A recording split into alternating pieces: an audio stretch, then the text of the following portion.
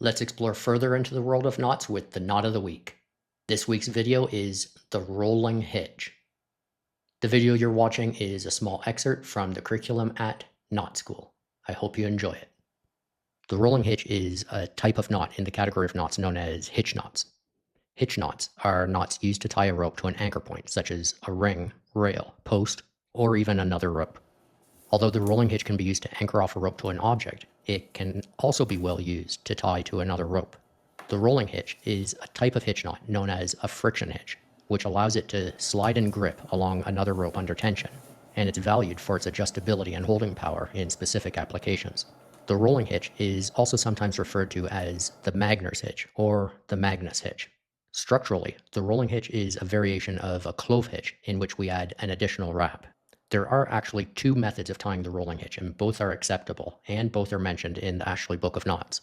The first method to tie a rolling hitch begins by wrapping the working end of the rope once around the object or rope it will be gripping. Then take the working end across the standing part of the rope and then back. Make a second wrap around the standing part, and then finish by tucking the working end under the two wraps. Dress and tighten the knot. Ensure the wraps are snug. The second method is to make two wraps on one side of the standing part, then cross over and finish in the same manner you would a clove hitch.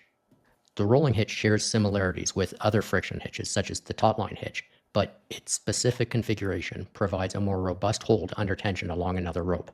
The rolling hitch finds use in applications where a controlled adjustable hold is required, such as tensioning lines, hauling objects, and in rigging.